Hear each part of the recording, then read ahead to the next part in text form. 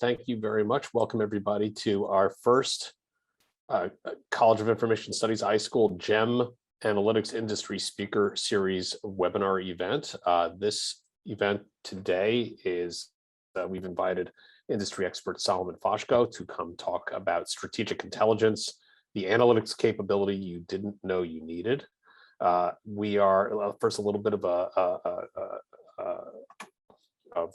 the rules of the game here. We've got the Q&A window open, so if you've got questions along the way, put them into the Q&A box, and we will provide the answer. We'll ask them the questions at the end of our talks. I'm going to introduce Solomon. Solomon's going to talk for a bit. Then we're going to have a little bit of a overview of the game entertainment and media analytics, the GEM Analytics Professional Master's Degree Program here at the iSchool at UMD, and then we'll have our open Q&A session.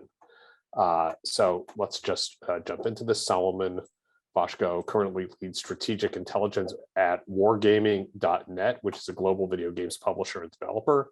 The team's core focus is understanding consumer and industry drivers in regional markets for product market fit, development design, and prototype testing for games.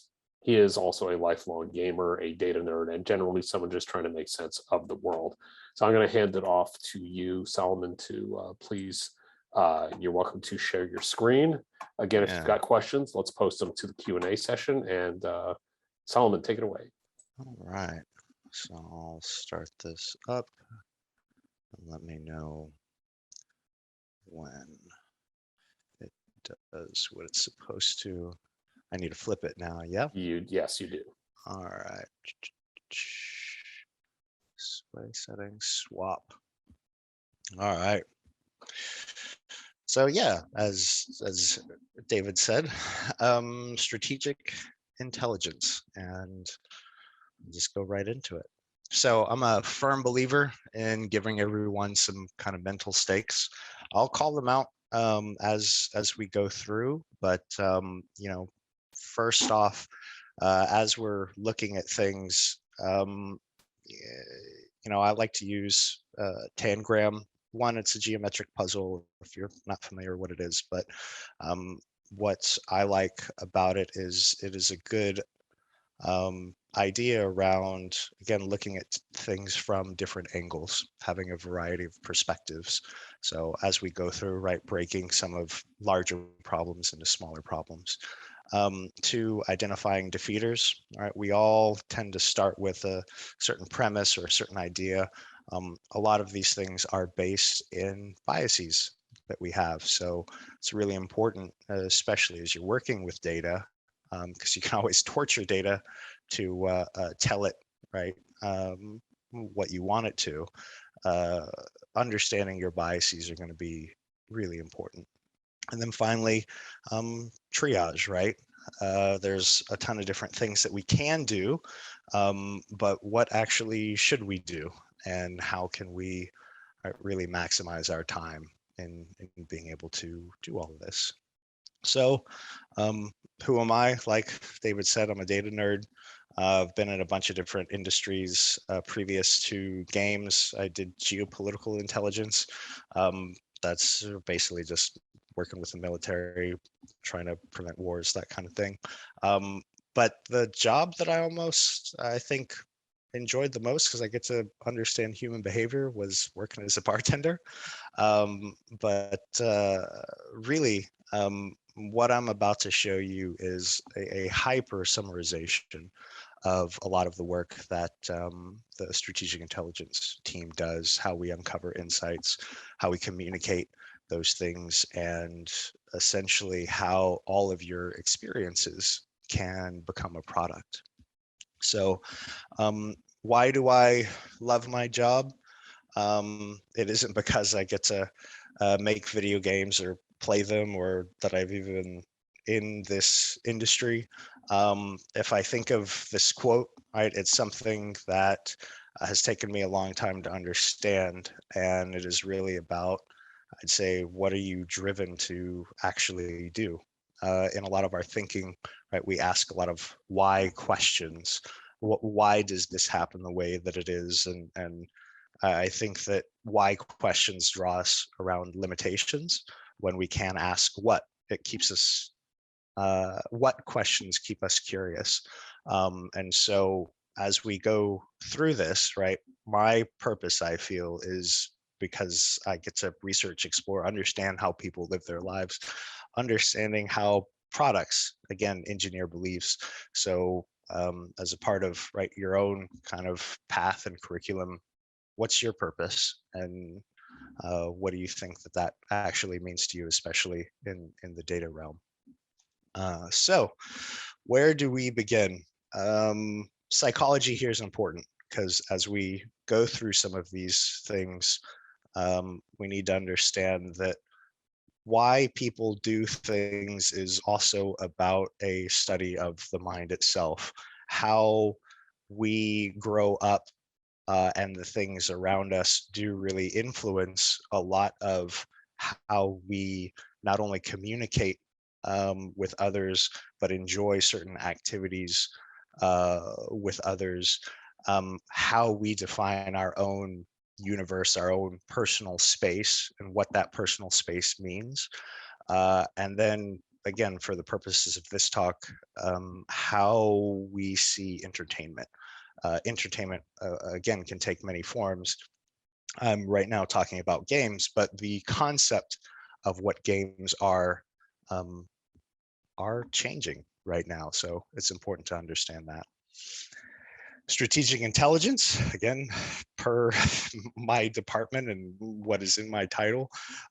As we go through all of these things, there is this widespread assumption that more data equals insight and strategic direction. I would argue that in the context of creativity, data honestly is useless without imagination. So for me as a strategist, there is this vital need to build critical thinking, data skill, and empathy. Again, the behavior, psychology, to not only gather up these insights, but to make them actionable. So defining and cultivating audiences, again, everything about behaviors, how people define themselves, what they're motivated by, connected to. For us in terms of innovations, what does this actually mean in the market? How do we reduce uncertainty? How do we turn these risks into opportunities? Right, this is a lot of portfolio direction that works here. And really, as we look at games, evaluating different game design decisions, and then for products that otherwise already exist, deconstructing them, understanding them at some very base level factors. So the problem solving paradigm. This is the overall lens that we take when we view our work. And you've likely gone through a lot of these different stages without actually realizing it, right? You're motivated by something. This can be word of mouth, right? And so you have a certain perception in your head of what that might otherwise be. And finally that forms, right, your drive to then actually use that product in some capacity. And then you, again, it only builds on this other perception, your perception, and then you compare it, right, to other things that are already on the market. So all of these are layered around creating a mental model that you have, that we then try to, again, explore as we think about games. So how do we examine complex problems, break them down into smaller problems? What are the different, right, angles? I particularly like this quote because this is a wonderful example of what games can be in terms of not only complex decision making, but also fun. Right? There is a certain need to understand, I think, what you're doing and learn and behave, and games can teach that. Even bad games can teach that, and bad things can teach that. But it is this trial and error process. And for us, this is where our fun really begins. But as we look at all of this, right? These steps form your frame of knowledge. It's how you intuit different problems, and this is where we're going to start breaking things down. So, Steam. What I'm about to show you quickly took about 8 months.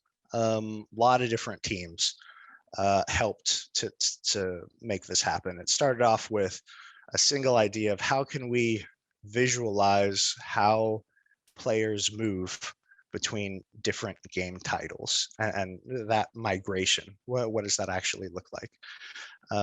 But as we started going through the data, more ideas popped into our head.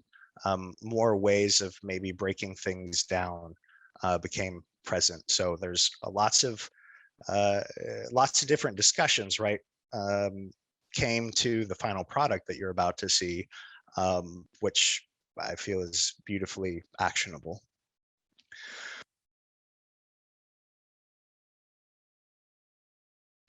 Steam is massive. If you are unfamiliar with it, it is the de facto game distribution platform right now in PC. It has, again, this is from this last year's data, so 120 million monthly active players, which is, again, huge worldwide. It has e-commerce, game discovery, community forums, social feeds, game reviews. All of this information is available to harvest. I believe part of the GEM curriculum actually has a big component of this data source. So what I'm also showing you, there's different things that you can do to replicate this as well. And again, it's all freely available, which is when I spoke to how your experience can be a product, this is exactly what that looks like. So again, starting from the beginning, how do we at least understand what we have? What can we consider, right? So we have a big problem here that we need to break down. And at the very least, let's just replicate, evaluate what players are exposed to and what sort of trends, right, that we see. This is Steam charts, an example of what others have done. Again, looking at the data, how can we at least take some of these elements and start building a frame, a working frame of reference and knowledge for us to really understand, concentrate on, again, the Goldilocks, which in this case is just learning. So we get something like this, right? It's been reproduced, but it doesn't really tell us anything, right? It shows how potentially individual titles are behaving, but there's no what, right? What does this actually mean? And so let's add context, right? Let's kind of start looking at it from a different perspective, right? What's an alternative now that we've solved the initial challenge of reducing it? How can we do more? And so here, right, there's different categories, right? There's a category that is developer defined or publisher defined within, you know, action or shooter or something like that, to then a subgenre as well. Okay, so again, take that, piece it together, look at how, again, these different things seem to influence each other in a variety of ways. So now it's kind of like a pointillism painting, you know, the one with all the little teeny tiny dots. How can we zoom out, right? We've been focused in a certain way. How can we zoom out, critically think about the larger scene that we start to have?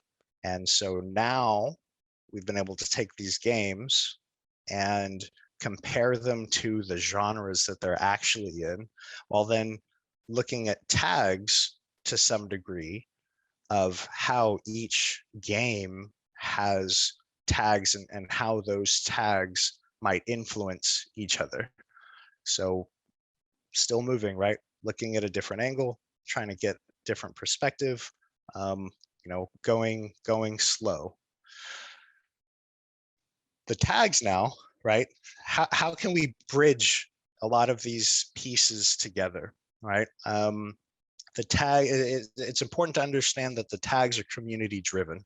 So that means, right, it is this, in some capacity, it's a player voice. It is a hidden understanding by gamers what these games mean or what they include to them. So how can we harness this? How can we think about these things, right? All of these individual tags to then relate the games to each other to give, a more comprehensive picture of the data. And so we get something like this. And I'll explain this. What you're actually looking at now is games that are have a degree of relatedness to tags and where they actually fit more or less like a map. So along the left side kind of quadrant area, there's a lot of strategy games, right? Strategy games have a lot of similar themes. In yellow, those are a lot of shooter games, right? So there's a weight that's placed on the tags, and then as each game starts being different or starts having a different ingredient to it, those colors and subgenres change. And now we can actually see where there are gaps, where there are strong areas of essentially gaming trends that exist and make up within specific titles versus areas that we, again, as developers or researchers, can potentially explore more to find, hybrid areas that we can really spark joy when it comes to the gaming community. But we still go into this piece of the hidden player voice, right? So tags do get us there, but so do reviews. And there's a lot of different reviews. I mean, it is this word of mouth to some degree. So how can we take this sort of common source of truth in a title and really be able to understand it at large? So we use the same framework, right? We have to break it down, and now we have to add context, but in reverse. So consider the triangle, breaking it down. How do we take all of these things, right, and start giving the different perspectives, giving the different angles? What we end up getting even larger now is all of the reviews that exist in games, being able to break those games individually by reviews, compare those games in the genre, and essentially create benchmarks around how different games perform, not only in their genre, but why players feel that those are quote unquote good games versus bad games. And what this also allows us to do is gives us a certain amount of subject matter expertise, right? There is no way I'm going to be able to play every game in the market. However, now I don't necessarily have to. I can see how certain titles relate to other titles in its genre and what players do or don't like. And this gives me a lot of flexibility, and the team a lot of flexibility, to discuss a lot of these creative style decisions. Or when someone says, oh, well, you've never played this game, therefore the community loves it, I don't have to take that on faith. I can be like, okay, trust but verify. Is that really the case? So we've now been able, right, to start very small and go big, and really provide this huge sense of the what as well as the why, and how all of these aspects are influenced and tied together within both the larger market for each style of game. But there's still kind of the key piece, which I talked about, of strategic intelligence, and that's the cultivating of the audience. So kind of a final piece of all of this, especially as we were looking at the reviews, is that how the reviews seem to not only be connected to the game, but how reviewers seem to be connected to other gamers. To some degree, you can think of it like influencers, but on a different scale. So someone as a reviewer can have a lot of breadth. They're reviewing a bunch of different games versus depth, or they're reviewing a bunch of different games in a specific genre.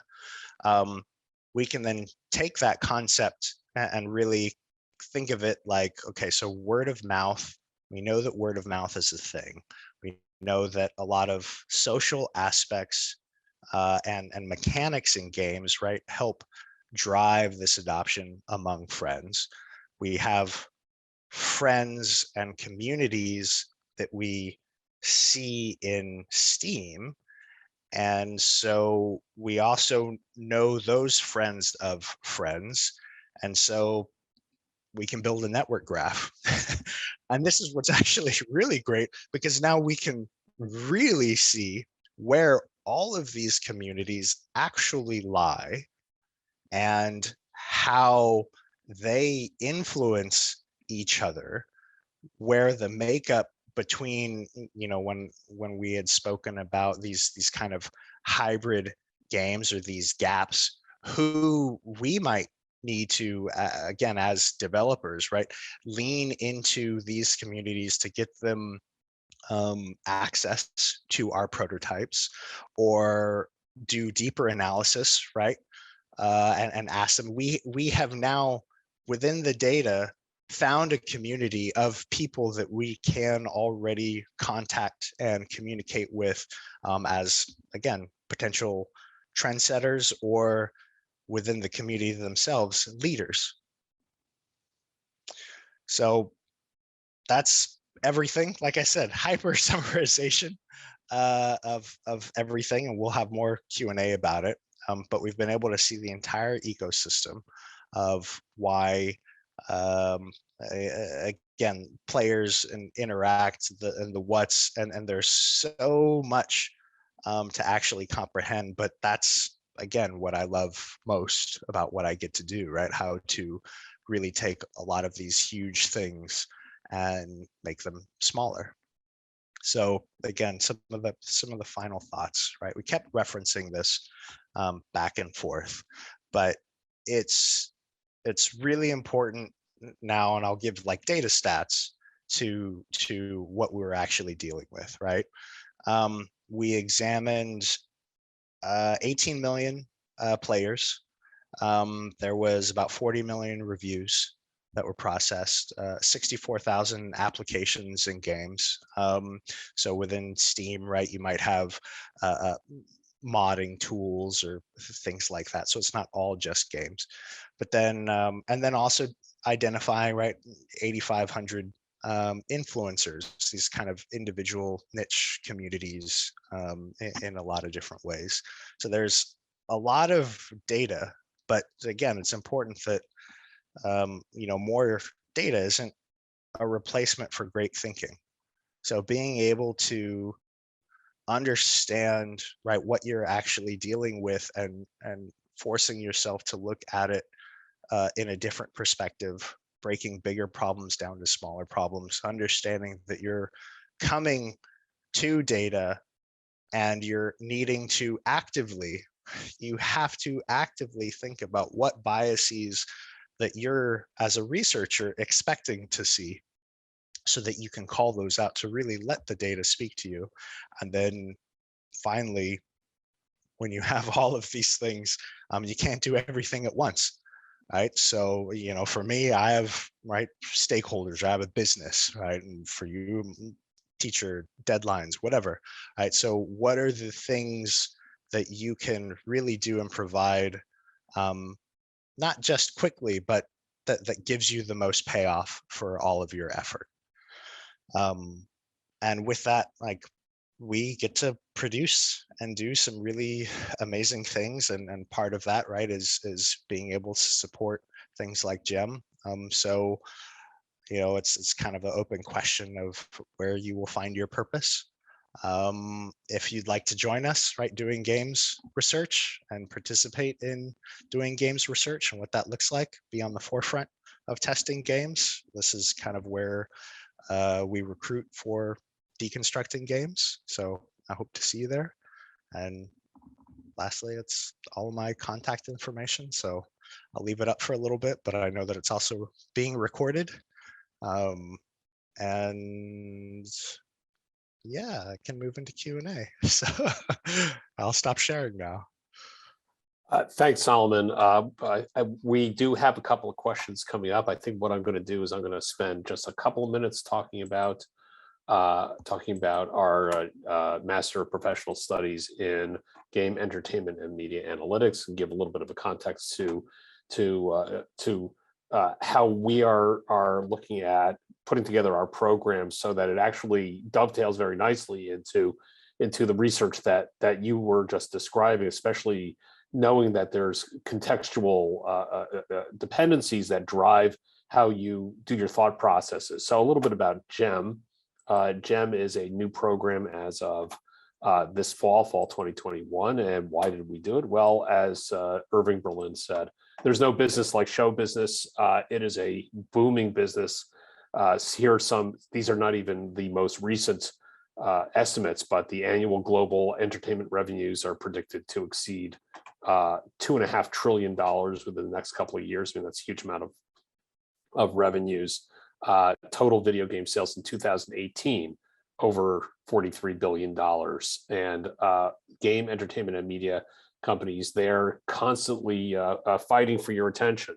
And they want to be able to understand how the users or how the players or how the viewers, et cetera, how are they engaged and how to maintain that engagement. And so when we looked at that, we said, well, this is a great opportunity for us in the iSchool to leverage the balance of our perspectives on how people use information and leverage data science and machine learning, and how we understand the psychology of the individuals who have information behaviors, and be able to look at how we can interweave those capabilities into training graduates to be prepared to join businesses and employers in the entertainment and game industries, and have them basically have a springboard for them to be able to take on new roles in this booming set of industries. And so we have this Master of Professional Studies, MPS, in GEM Analytics. It is fully online. It's a 30-credit program with courses ranging from entertainment environments and introduction to game entertainment and media analytics, to game design, data science, data visualizations, uses of big data infrastructure, understanding information risks, especially Solomon, you mentioned during our pre-conversation stuff about the general data protection regulation in the European Union, and issues of data privacy associated with collecting information and managing information about individuals, as well as aspects of the mechanics, IoT, streaming analytics. And it's a program that focuses on application and use of information management analytics and data science for understanding customer and player behaviors, for improving the customer experience, at the same time maximizing customer lifetime value, to influence game design, game topographies, media design, as well as ensuring protection of private customer data. These are just a few of the things that we cover in this program. So what will you learn in this program? Well, the students will learn about industry knowledge, will learn about how the entertainment industries work, how the game industries work, the analytics, data science lifecycle, aspects of customer profiling, customer analytics, problem solving, as Solomon was going over in the context of the industry, compliance issues, information risk issues, especially around data privacy, aspects of algorithmic fairness and data ethics, as well as inclusion, equity, and diversity within the game and the entertainment context. And I think that that's something that we here at the iSchool are very good at at adding into the way that we present our content, our material. So what can you do when you graduate with a Master of Professional Studies in GEM Analytics? Well, here's some of the few job titles of literally hundreds of job listings that I found for individuals with for an individual with experience and knowledge of analytics in these industries. So data analyst, game analytics, a game analyst, business intelligence, game data scientist, technical director, live ops analytics, game technical solutions architect, manager of data engineering, director of data, mobile analytics, lead data scientist, etc. Now, why is the iSchool the right place to do this? Well, the College of Information Studies at University of Maryland, or the iSchool, UMD iSchool, it's a top-ranked research and teaching college in the field of information science, and it's within the DC area. It's ranked number 2 from its Master of Library Information Science online. It's number 4 in the United States for its Library and Information Science program. It is actually the number 3 public university in the United States. And at the iSchool, faculty, staff, and students combine the principles of information science to foster access to information, improve information interfaces, and expand how information is used in an evolving world. But we're committed to using information and technology for good, to connect communities, empower individuals, and create opportunities. So if you're interested in learning more about the Master of Professional Studies in Game, Entertainment, and Media Analytics, you can go visit our website, ischool.umd.edu.gem, or you can email me directly. We also have a GEM MPS email address as well, but you can email me directly if you have specific questions. And I think what we're going to do now is I've got a bunch of questions that popped up, and let's go into, let's see, Solomon. I can just, so far hit the first one. Great. So yes, what do you think of the biggest difference? What do you think some of the biggest differences are between analytics in the game and entertainment industry versus analytics in other industries? All right. So a couple of different things, but it's also, I'd say, important to recognize that not all analytics, even within the games industry, is fully matured yet. And by that, I mean, so industry, right? The specific area of analytics that I deal with as it relates to games is free to play. And so we have massive amounts of data, of user interactions, of how they monetize, differences right between geographies. And that is also different than, say, a boxed product where you have, right, a single narrative experience. And that doesn't mean it's a bad thing. It's just there's a difference, right? It's a different type of experience. That, I'd say, is the larger area that I think when I think of analytics in other areas is how if we talk about like consumer goods, toothpaste or something like that, right? There isn't so much. There's why reasons that, again, that people give and how they think about, right, what they actually do, but how and what do these corporations actually start doing with their consumer data is something that's just now really being understood. I think a couple of years back, right, there was this whole case study around Target and how they had done different data analysis, and they basically, figured out that, how different factors for things that people would buy that would ultimately predict whether or not they could be pregnant, and how they would do like specific behavioral targeting, for those potential shoppers. I think that a lot of older established industries are catching up. And I think that probably the entertainment industry is, and when I say also the entertainment industry, I'm thinking like online and streaming. Netflix, for instance, does probably a lot better degree and understanding of their analytics than somebody like Comcast, right?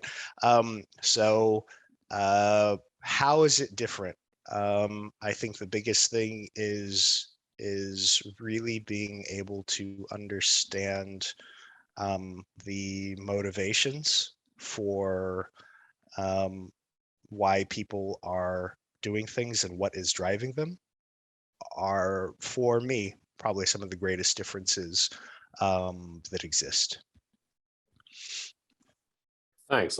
Let's go to the next question. How extensively is natural language processing used during sentiment analysis or topic modeling in the gaming industry? Which are some specific algorithms that are used?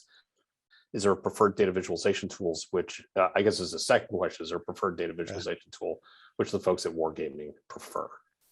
So I'll hit the second part because that one's pretty easy. Yeah, everything that we had was largely built on Tableau.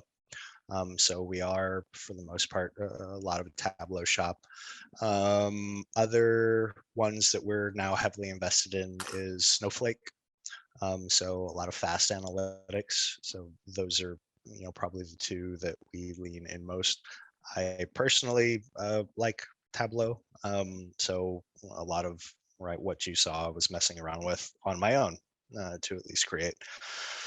To this first question, this is where I'm going to say I'm not a subject matter expert in data science, although I worked extensively with our data science team to be able to make this work.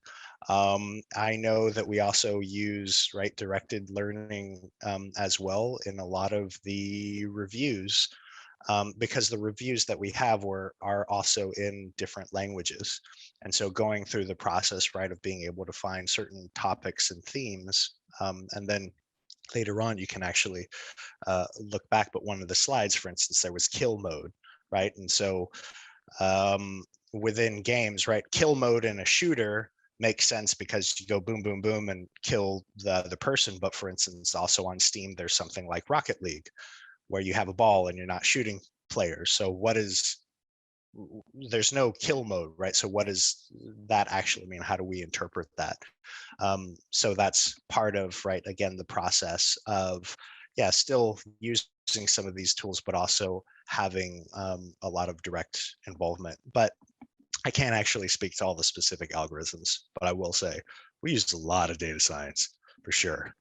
A big team to make that happen. So I definitely wouldn't be able to do a lot of what I do without their support. Thanks. That was a really good question. Let's see. So we have a question that I think is for me. Hi, I'm an iSchool MIM alumnus. I want to know, can I take ad hoc a couple of courses from the GEM program as I'm not looking to do a complete master's? The answer to that is absolutely. You can register for courses as a I think a non-degree seeking student, and you're welcome to. In fact, we would welcome you to come take our courses. And are all the courses online? That is the plan. The entire program is designed to be a completely online program, so you would be able to take that course online. Let's see. Next question. How do we go about cleaning the data, null values, outliers, etc.? In my experience, what adds to the complexity is data skewness. Getting data ready is the first step. How do you achieve that successfully? Yeah. So we did encounter that a couple of different times, and we did part of then what we had tried to do was going even smaller, within a specific then genre or title set. Again, breaking the problem down bigger. You're right that I wouldn't say for me, I'd say the complexity adds noise, and at least for some of what we were doing, some of the outliers were important as well, right? As we're trying to find, right, where the market might actually go in some place. So there were a lot of null values. I know that that was also a problem for the data science team. I know that when we started to visualize things, right, we had to be more selective with how we put it together.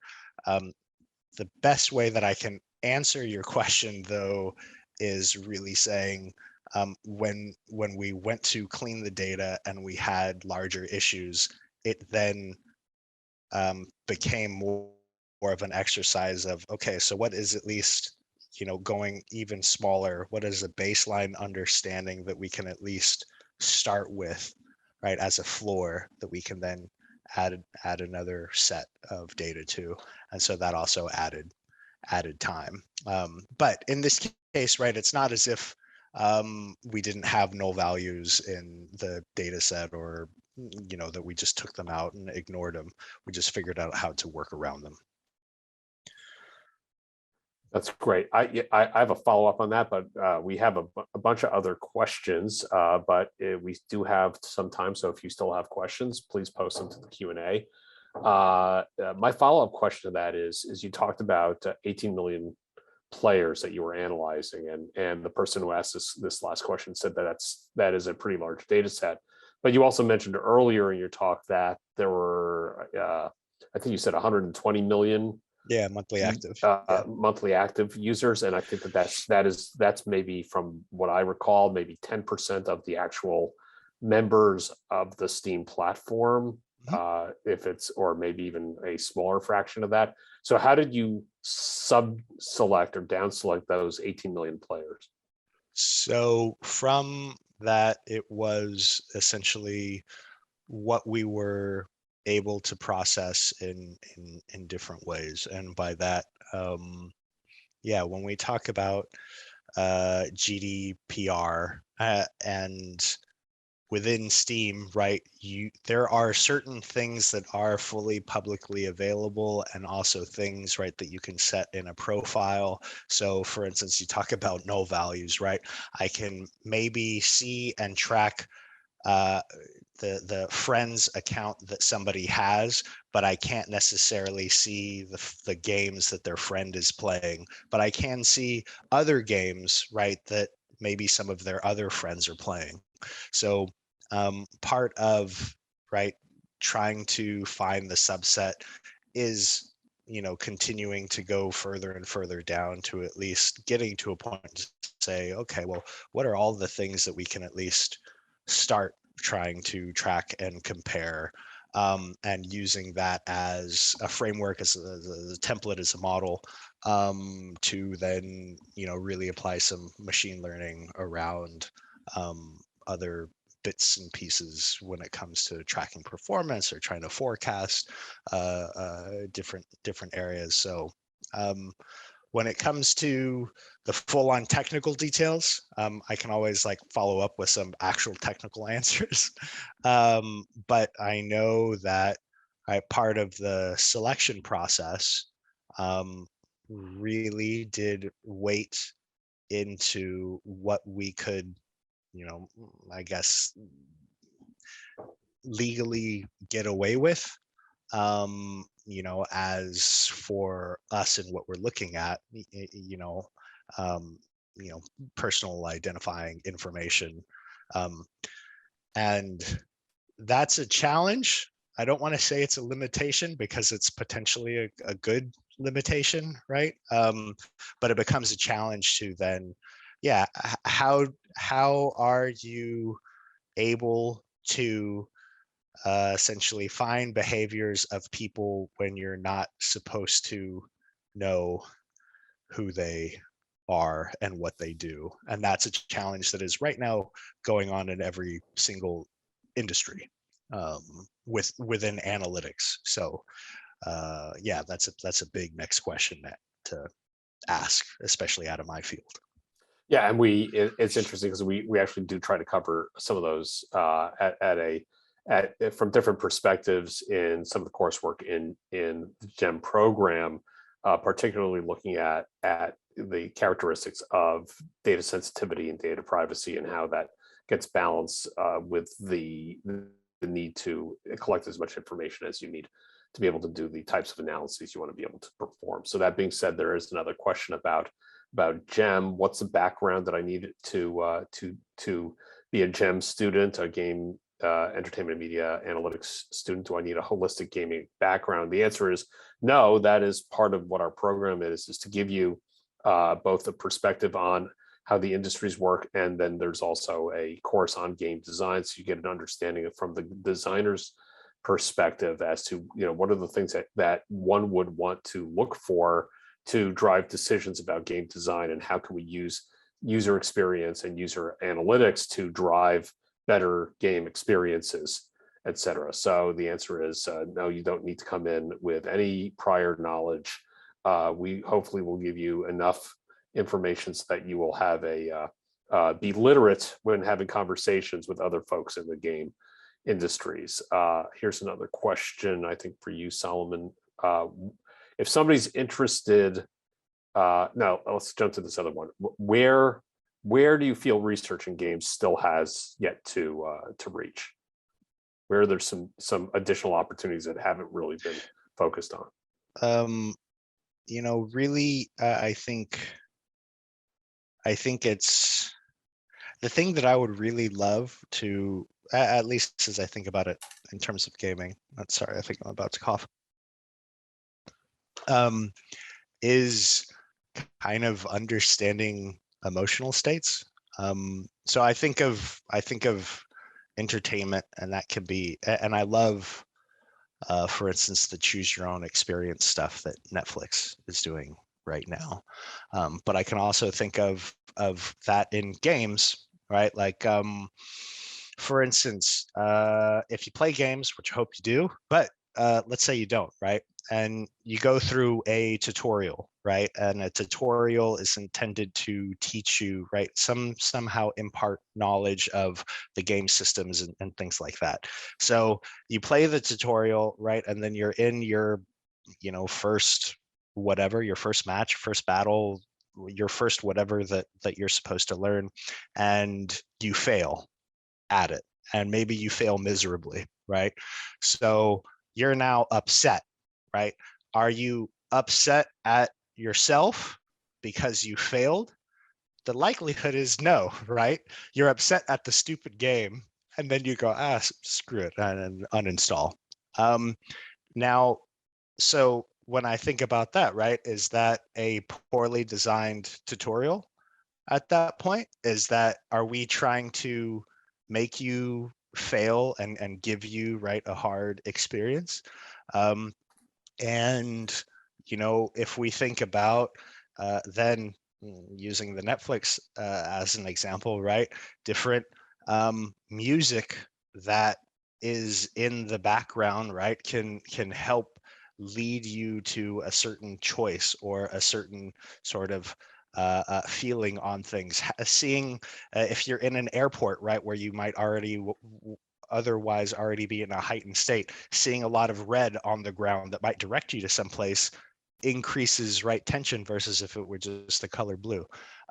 So there's a lot of, I think, emotional state style analytics where we might otherwise say, oh, well, we can map out motivations for how people do things, but why you're motivated to do something does change in a lot of different ways. You might still do the same thing, but a different, right, feeling is influencing that. That's what I want to, I mean, that's honestly what I get. I'm smiling. I get excited about that. I want to understand people's feelings just because I think it's interesting. But we're not there yet. I hope, you know, one day we can get there. We have like eye tracking and all of that other kind of stuff. And people see that, right? And there's tons of labs that do those kinds of things, but we're not really there at scale, right? Because it is super hard, but really being able to, yeah, design something that automatically adjusts its difficulty or its ramp up or its experience, whatever, based off of the flow, so that you constantly feel in this state that you want to be. Yeah, that's, I don't know if that's a metaverse style thing or that's just entertainment or what, but that's where I really want to get to. So, but we're not there yet. Okay, well, that kind of leads into this last question, which is if folks are interested in getting started in game analytics, what should they be doing? Play games. Really, understanding that everything that you do in a game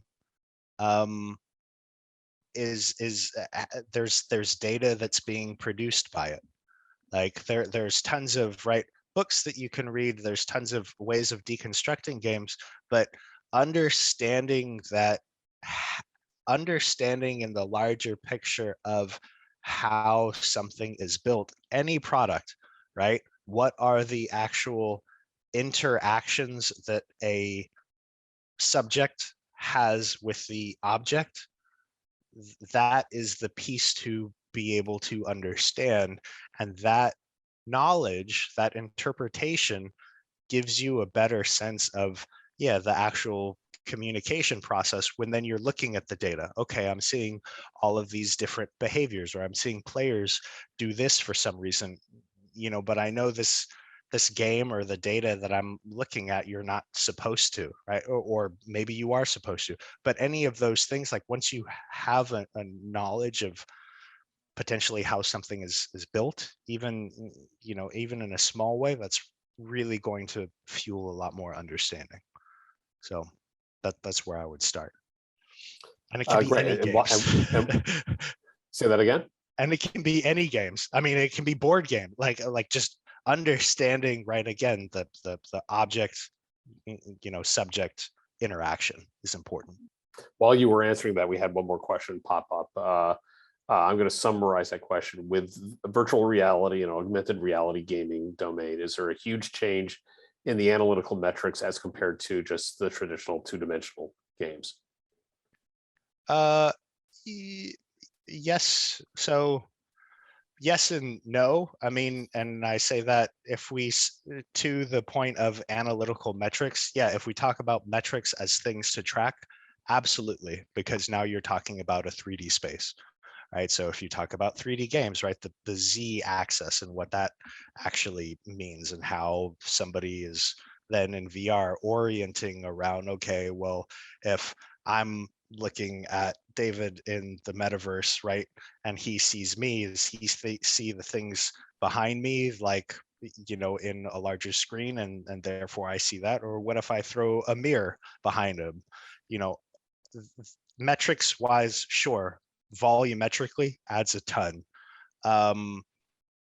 but I still, if I think of the metaverse on its own, I mean, I think gaming can be a part of the metaverse, whereas at the same time, I mean, I'd love to be able to have an experience of, in the pandemic, after being in these walls for the last 2 years, I can just throw on my glasses and I'm in Hawaii for 45 minutes, listening to some music and just waves, and look around and see, and give me that chill experience.